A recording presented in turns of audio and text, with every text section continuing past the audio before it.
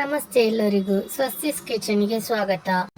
ತುಂಬ ಸುಲಭವಾಗಿ ಮಾಡುವ ತುಂಬ ಮೃದುವಾದ ಹಾಗೂ ರುಚಿಯಾದ ಕೊಬ್ಬರಿ ಬರ್ಫಿಯನ್ನು ಹೇಗೆ ಮಾಡೋದೆಂದು ಇವತ್ತಿನ ವಿಡಿಯೋದಲ್ಲಿ ತಿಳಿಸಿಕೊಡುತ್ತೇನೆ.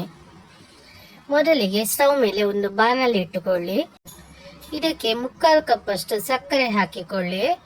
ಉರಿಯನ್ನು ಸಣ್ಣ ಉರಿಯಲ್ಲಿಟ್ಟುಕೊಂಡು ಇದನ್ನು ಕೈಯಾಡಿಸುತ್ತಾ ಕರಗಿಸಬೇಕು. ಈಗ ನೋಡಿ, ಸಕ್ಕರೆ ಕರಗ್ತಾ ಇದೆ. ಸಕ್ಕರೆ ಚೆನ್ನಾಗಿ ಕ್ಯಾರಮಲೈಸ್ ಆಗಲು 3 ರಿಂದ 4 ನಿಮಿಷ ಬೇಕಾಗುತ್ತದೆ. ಈಗ ಸಕ್ಕರೆ ಚೆನ್ನಾಗಿ ಕರಗಿದೆ. ಈ ಹೊತ್ತಲ್ಲಿ ಇದಕ್ಕೆ 1 ಕಪ್ ಅಷ್ಟು ಹಾಲು ಹಾಕಿ ಚೆನ್ನಾಗಿ ಕ್ಯಾರಮಲೈಸ್ ಜೊತೆ ಮಿಕ್ಸ್ ಆಗುವಂತೆ ಬೆರೆಸಿಕೊಳ್ಬೇಕು. ಹಾಲು ಚೆನ್ನಾಗಿ ಕ್ಯಾರಮಲೈಸ್ ಜೊತೆ ಬೆರೆಯುವವರೆಗೆ ಬೇಯಿಸಿಕೊಳ್ಬೇಕು.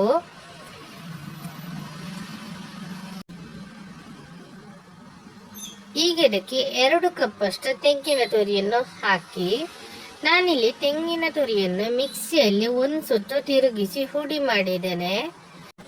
ತೆಂಗಿನ ತುರಿ ಹಾಕಿದ ನಂತರ ಚೆನ್ನಾಗಿ ಇದರ ನೀರಿನ ಅಂಶ ಆರುವವರೆಗೆ ಇದನ್ನು ಕೈಯಾಡಿಸ್ತೀರಿ.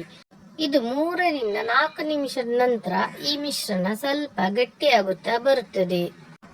ಆಗ ಇದಕ್ಕೆ 1 ಟೀ ಸ್ಪೂನ್ ಅಷ್ಟು ತುಪ್ಪ ಹಾಕಿ ಚೆನ್ನಾಗಿ ಬೆರೆಸಿಕೊಳ್ಬೇಕು. ಈಗ ಇದರ ನೀರಿನ ಅಂಶ ಎಲ್ಲ ಚೆನ್ನಾಗಿ ಆರಿದೆ. ಈಗ ಇದಕ್ಕೆ 1/4 ಟೀ ಸ್ಪೂನ್ ಅಷ್ಟು ಏಲಕ್ಕಿ ಹುಡಿ ಹಾಕಿಕೊಳ್ಳಿ.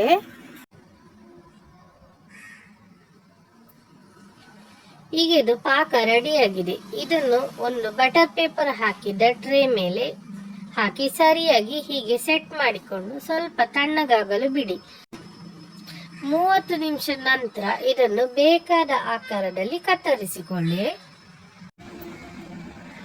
ಇದರ ಮೇಲೆ ಸ್ವಲ್ಪ ಡ್ರೈ ಫ್ರೂಟ್ಸ್ ಕತ್ತರಿಸಿಕೊಂಡು ಹಾಕೊಳ್ಳಿ. ಇದು ಸೆಟ್ ಆಗಲು 30 ನಿಮಿಷ ಬೇಕಾಗುತ್ತೆ. ಈಗ ರುಚಿಯಾದ ಮೃದುವಾದ ಕೊಬ್ಬರಿ ಬರ್ಫಿ ರೆಡಿಯಾಗಿದೆ.